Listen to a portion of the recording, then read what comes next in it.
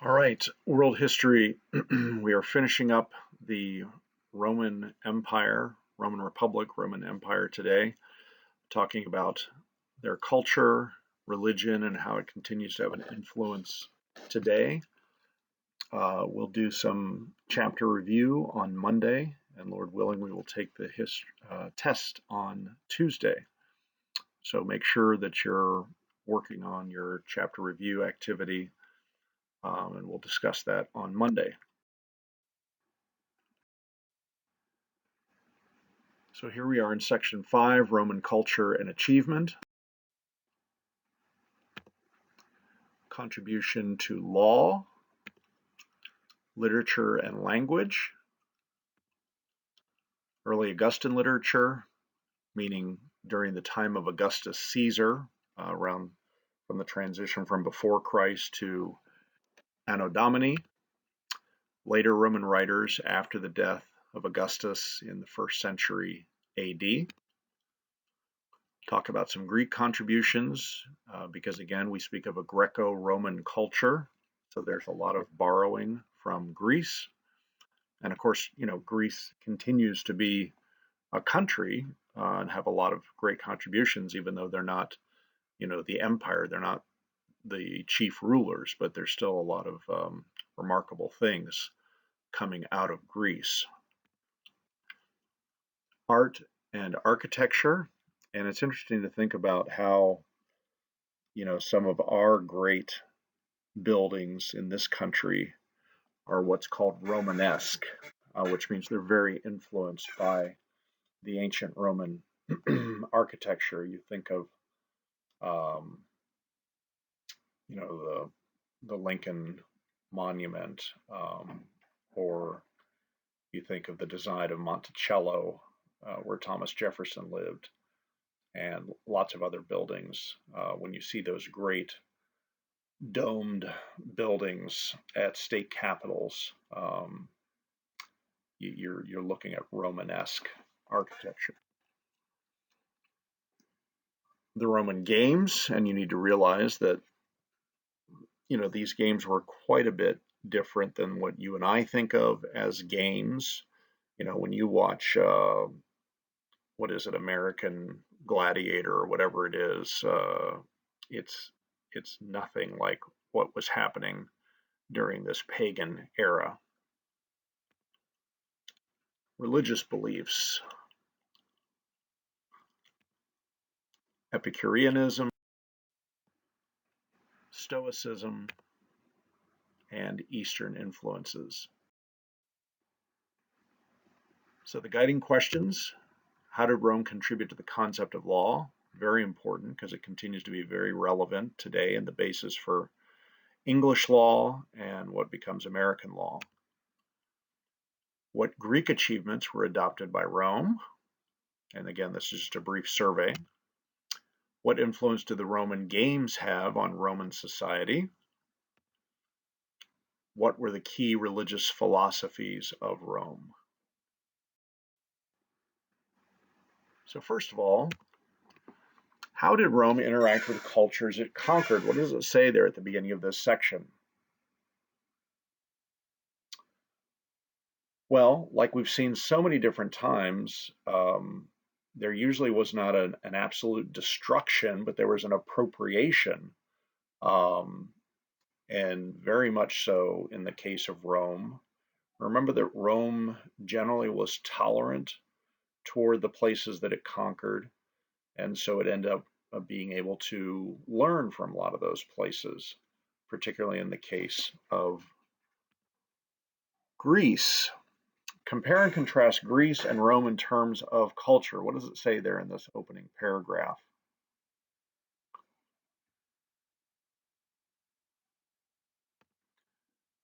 The Greeks built with an eye for beauty, the Romans built with an eye for usefulness. Some of us have learned this word utilitas, as an adjective, um, describing what is useful, what is purposeful.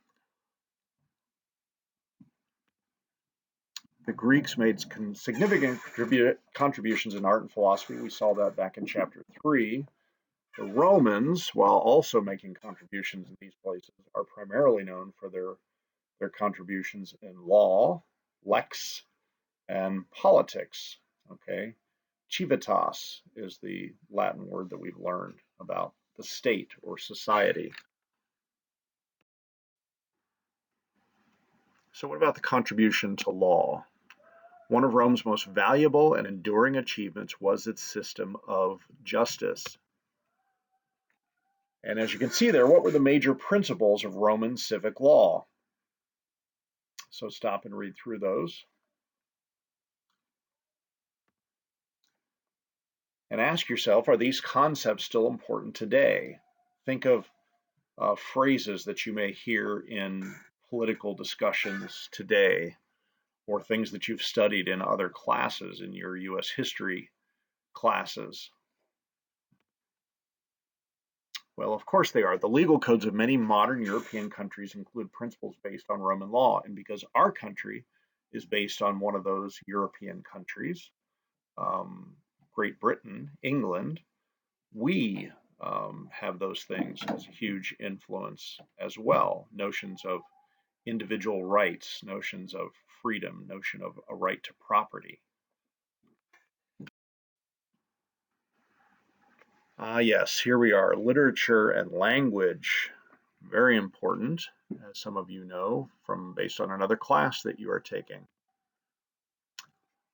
Latin literature expresses the life and history of the Roman people.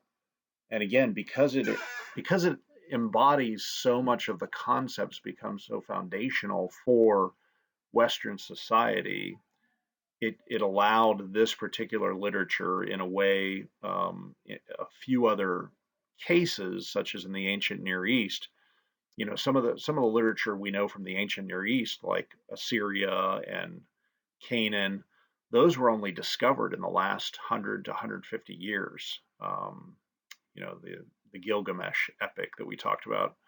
Um, so it's only a smattering of literature from those places that were lost for centuries. But um, Roman literature, Latin literature, was continued to be read um, through, and of course, some of this was translations of the Greek literature, right? Those great philosophers we talked about in chapter 3, like Plato, Aristotle, um, those end up getting translated into Latin and being read throughout history. Under which ruler was there a great outpouring of literature? So it was under Augustus Caesar.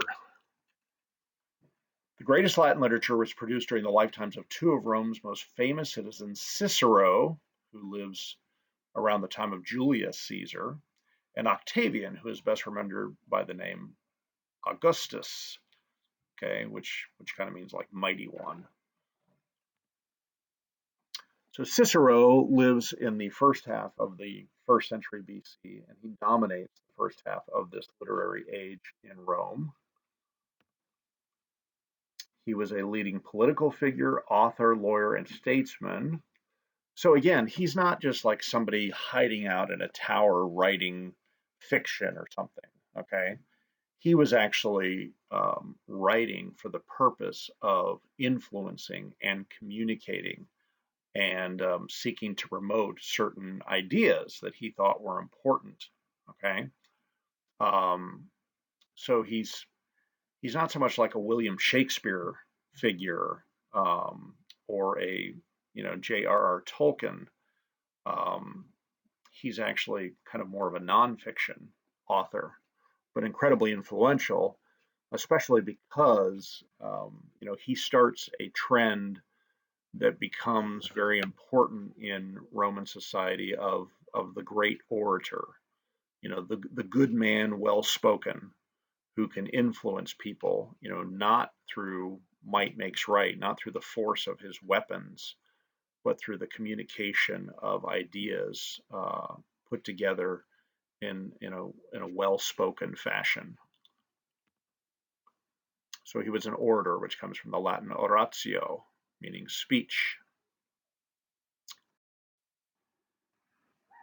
Okay, so there was Cicero who wrote nonfiction, but there was also great poetry. The Homer of Rome was Virgil, who again lives around this same time period. He's a little bit younger than Cicero, and he's considered the greatest Roman poet. He glorified Rome in his epic poem, the Aeneid, one of those widely read Latin literary works. And basically, the Aeneid is, he's called the Homer of Rome because the Aeneid is essentially a Roman or a Latin version of the Iliad and the Odyssey. It's also about the Trojan War, but from more of a Latin perspective. How was it like the great Greek epic? But then how were these two stories different? How were these two stories different? And that's an important distinction. Virgil is about promoting the great society, not the great individual. After the death of Virgil, his close friend Horace became the poet of the Augustan age.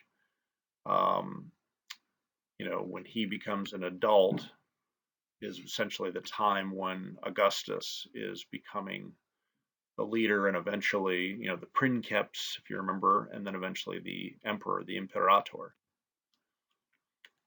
In his satires, he described the many follies of contemporary Roman society, right? There's supposedly these Roman virtues, and of course, people never really live up to those great virtues. And so it's very easy for great writers to poke fun at this through the use of satire.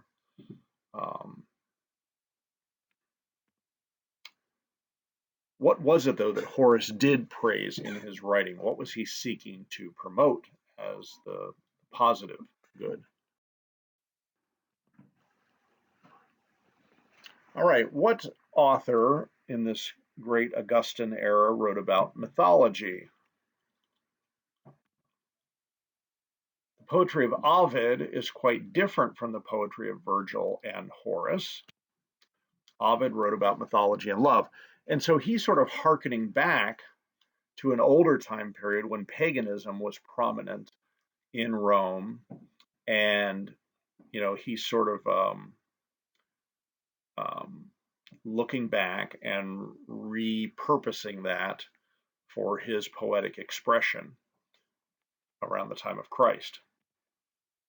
His best known work, Metamorphosis, is a collection of over 200 myths of the ancient world.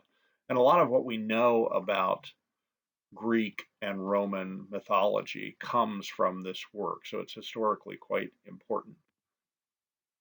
The historian Livy, who also lived during the Augustan age, wrote a lengthy history of Rome.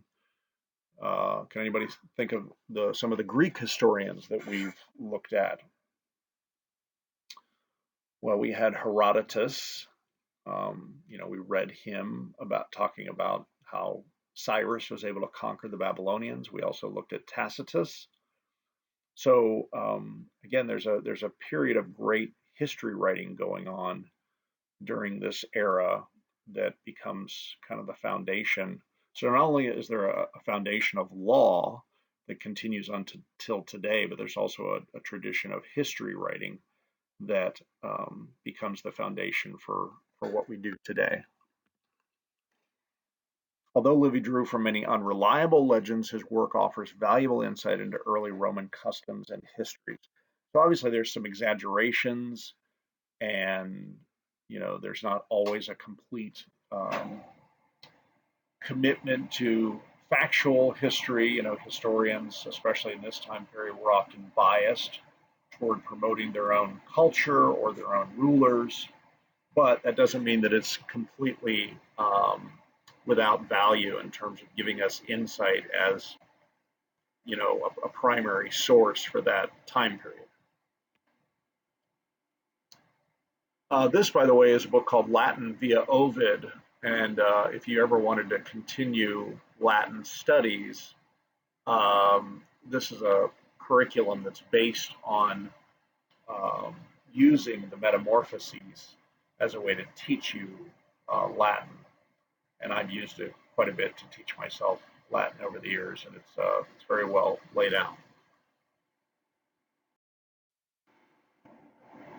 Right, but what about the later Roman writers after this period of the Augustan age?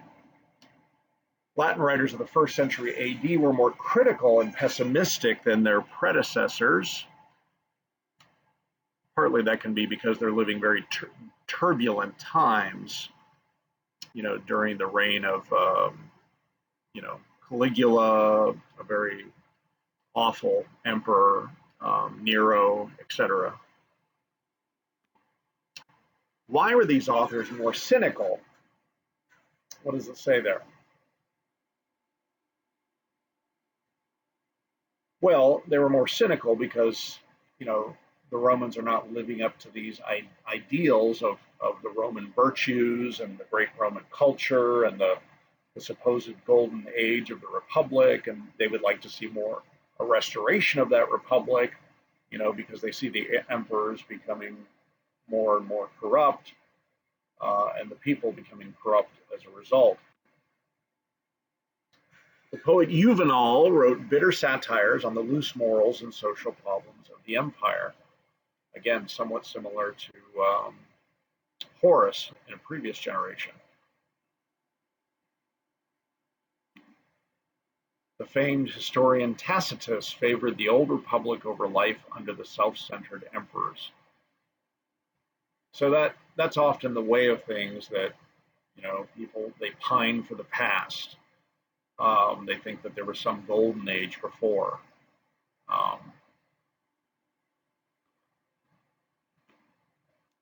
His work Annals is a valuable but pessimistic history of Rome from the death of Augustus to the reign of Nero. So again, largely this first century time period,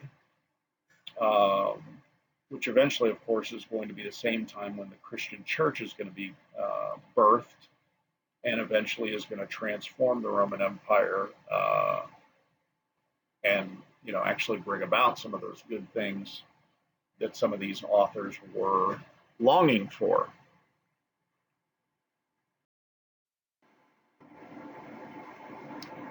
In Germania, Tacitus gives us a rare glimpse of the lifestyle of the Germanic peoples who later conquered the Western Roman Empire. That whole process that we talked about in the previous section, Tacitus actually tells us about them.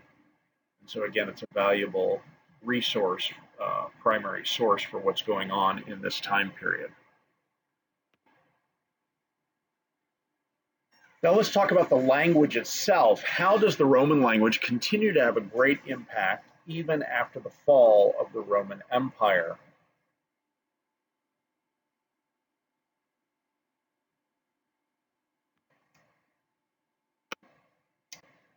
Well, the importance of Latin did not diminish after the collapse of the Roman Empire. Latin continued as the dominant language of medieval learning, government, and religion. Just as Greek is so important in the first century that all the apostles end up writing the New Testament in Greek, because even though it's the Roman Empire, Greek is the language of the eastern part of the empire, and that's where most of the great trade is happening, the great economic activity is happening. So the importance of Rome is that the language lives on.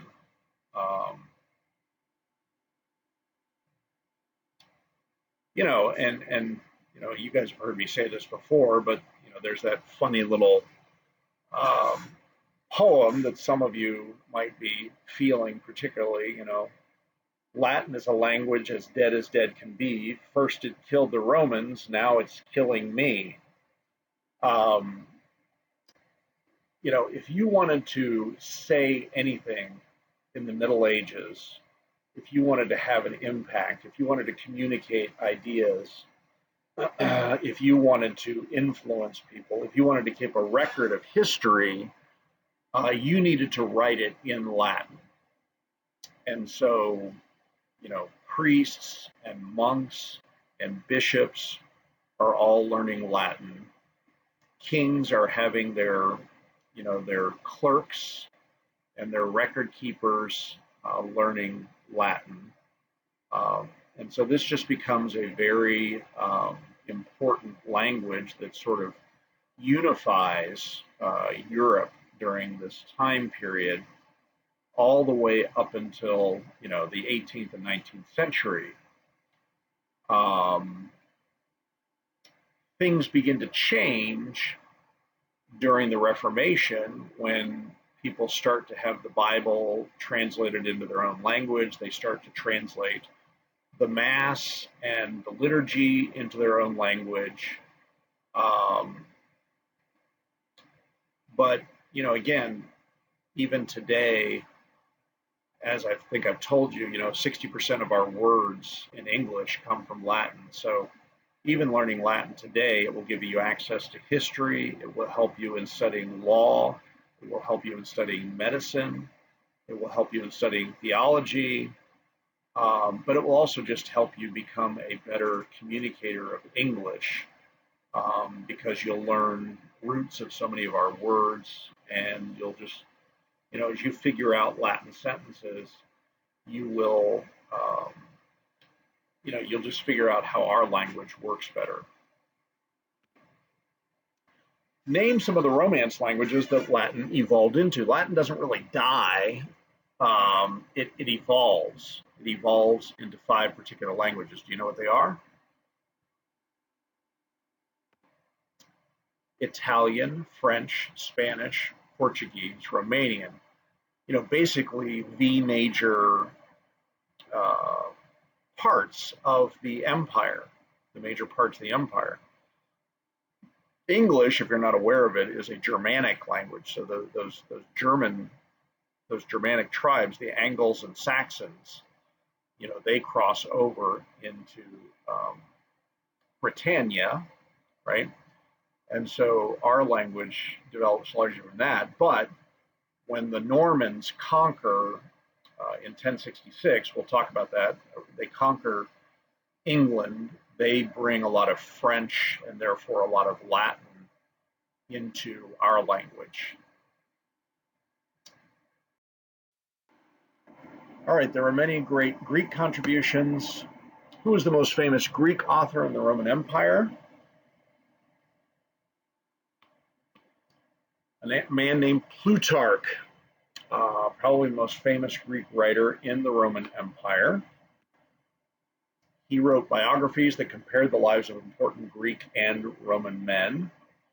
Um, and so again, Greece doesn't have the political power, but it has incredible cultural influence.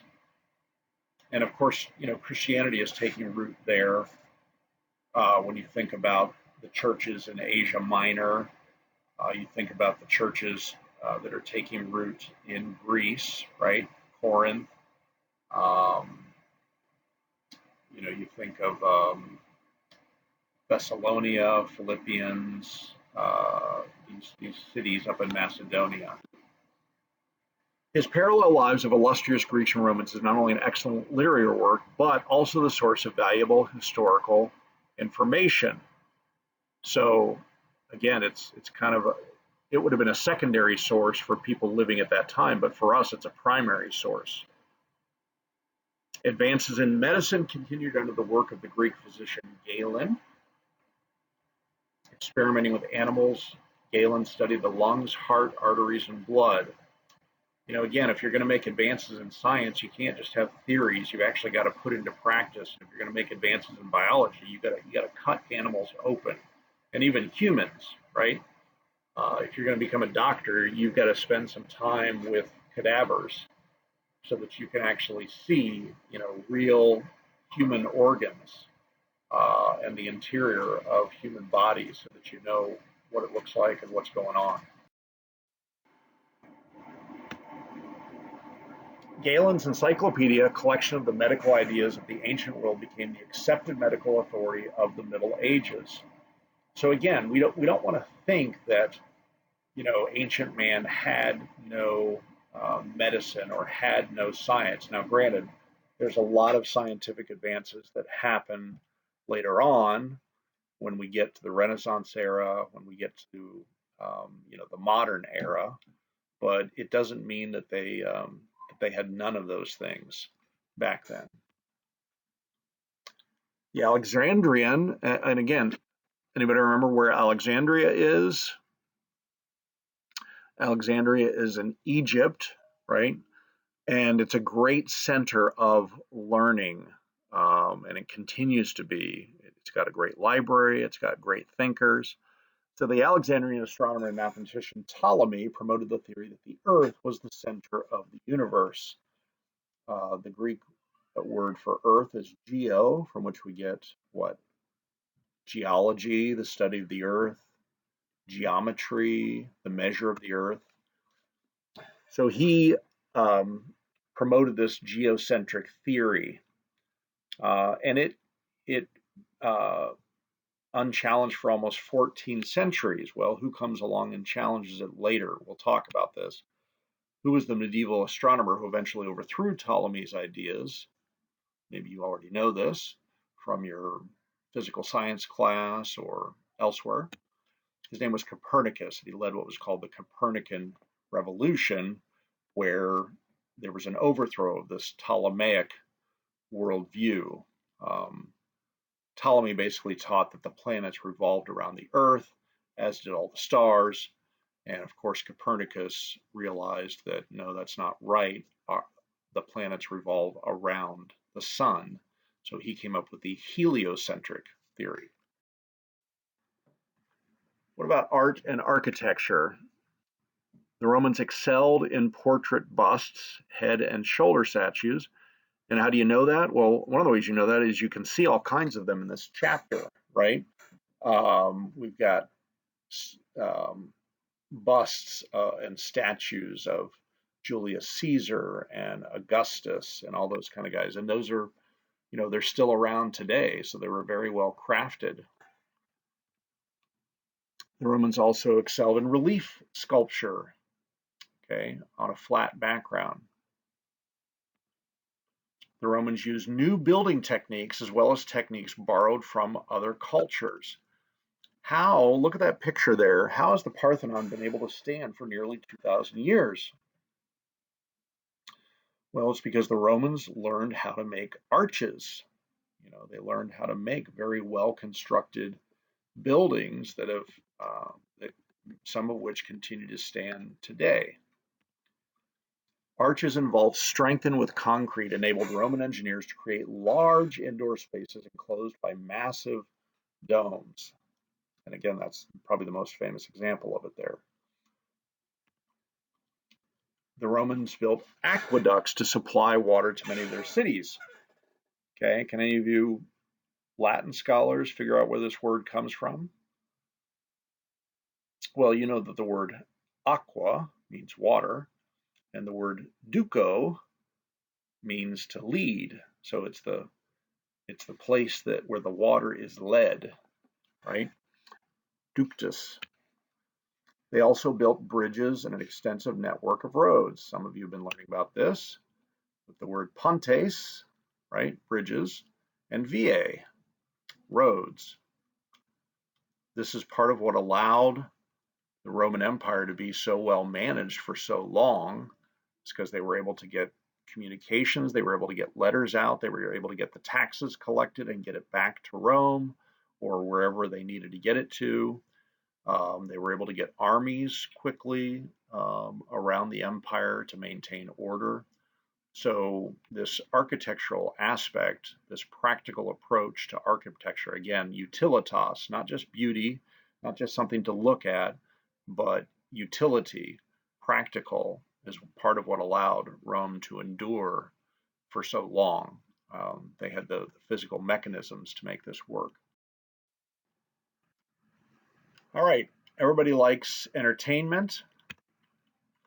The Romans flocked to arenas throughout the empire to see their favorite events, chariot races, gladiator contests, and wild beast fights. If you've ever seen the movie Ben-Hur, if you've never seen it, it's one of the great movies of all time. I highly recommend it. But it's this 3.5 hour movie, and almost a half an hour of it takes place just around this great chariot race. and and it basically takes place at the circus in Caesarea, which is kind of copied after the one in Rome. Now, as we read, a lot of Christians would not participate in this because, these weren't games the way you and I think of them. These were quite violent, they were quite deadly. They often resulted not just in animal death, animal cruelty, but in human death. What was the great arena where various games took place? Well, there's two of them here. The Circus Maximus, over 250,000 people gathered regularly to watch the chariot races. And again, there was a circus, a circle, right, a racetrack basically, in Caesarea. But the great one was in Rome. Think about that, 250,000 people. There's not many stadiums today. Maybe you can get 110,000 in a football stadium today. So this was quite an architectural achievement and quite a social event that would happen. And then the Colosseum, the struggles of the gladiators. Again, the emperors, part of how they maintained order was through these entertainments, bread and circuses, and just keep the people fat and entertained, and that's how you'll keep them on you'll keep them on your side. Religious beliefs. What was the religion of the early republic? It was the worship of gods of nature, which is called polytheism or paganism, right? Now, when they came into contact with the Greeks, they kind of appropriated the Greek mythology, and so they began to think of their gods in relation to Mount Olympus, just as the Greeks did. What's the Latin name for Zeus? It is Jupiter. How about for Ares? It is Mars, the god of war. Paul gave a speech at the Areopagus, the Mars Hill. If you go way up into northern Maine, into what they call the county, Aroostook County, there's actually a little town there called Mars Hill. In two Greek philosophies, Epicureanism and Stoicism, the Romans discovered practical guidelines for living. So these are not, there becomes a cynicism about religion because these pagan gods don't end up really doing anything for them, and so there's kind of a turn to more of a philosophy,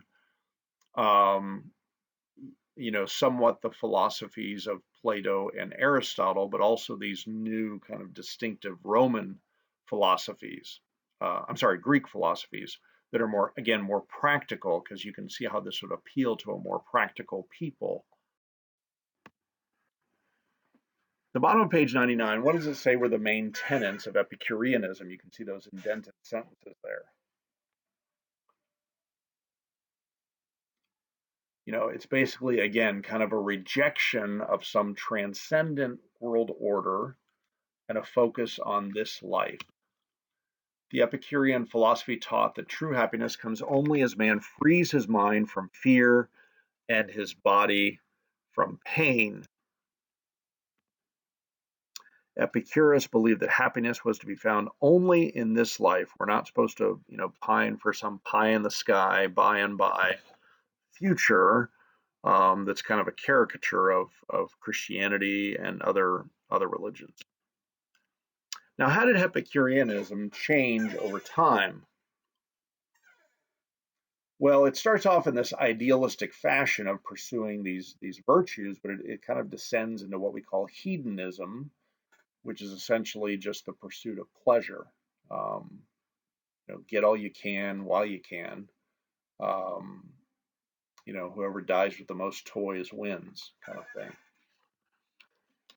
The poet Lucretius was probably the greatest expounder of Epicureanism in the Roman world. So you can see how this is Epicureanism is a before Christ phenomenon, as is Stoicism. In his philosophical poem on the nature of things, Lucretius preserved the teachings of Epicurus. Again, there's something about writing something down that ends up usually preserving something to become more long lasting.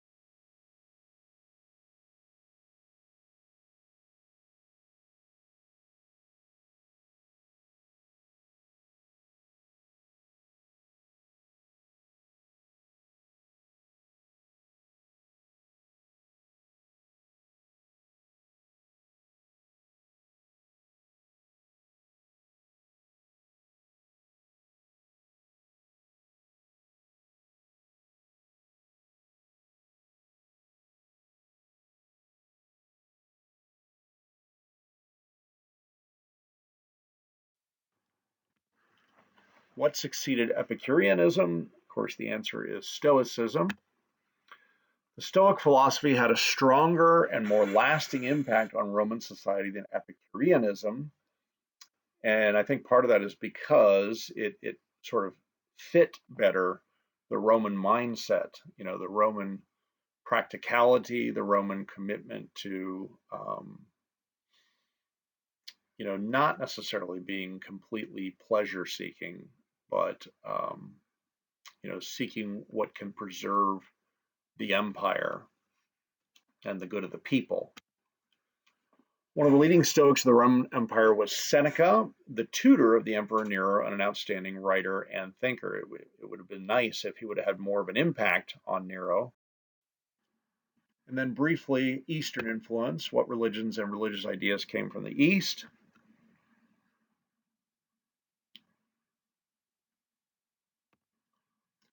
There were these mystery religions, and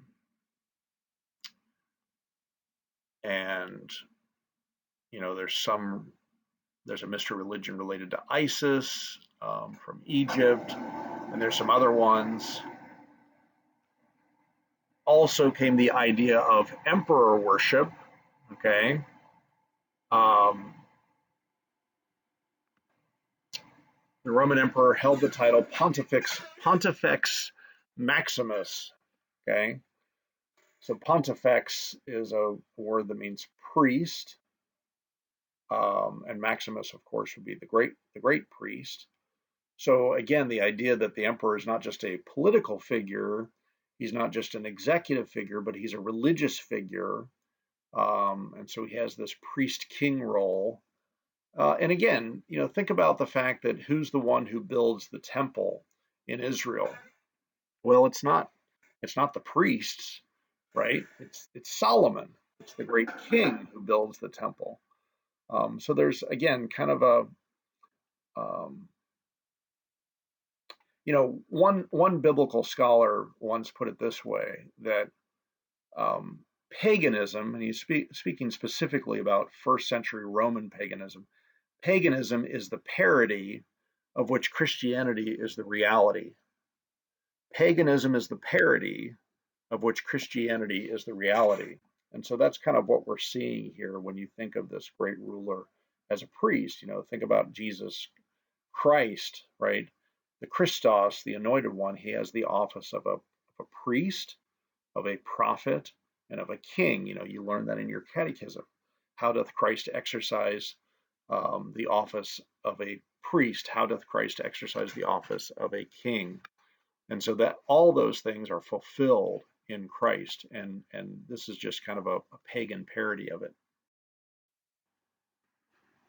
All right, work through this review real quickly, and then we'll come back to this. What culture greatly influenced Roman culture? Fairly easy, right? Greece. Who was called the Homer of Rome?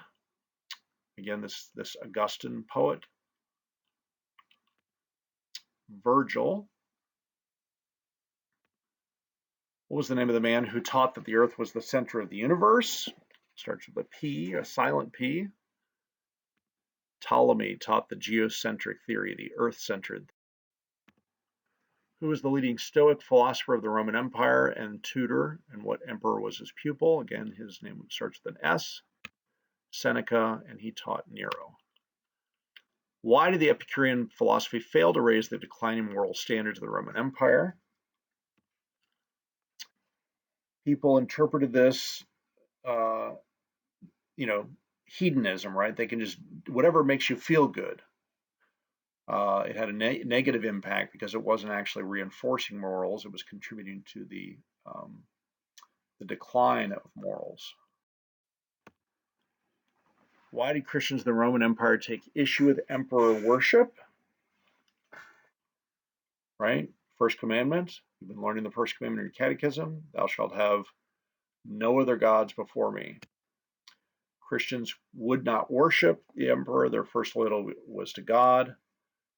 The government persecuted them because they would not, because again, this worship of the emperor was considered a civic duty, and so you were being disloyal to the empire.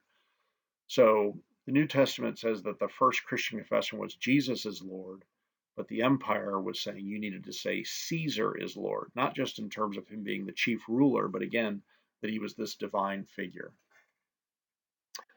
All right, have a wonderful long weekend. Get busy on doing your chapter review, on doing your both in the activity book, and use your study guides to be studying. So God bless.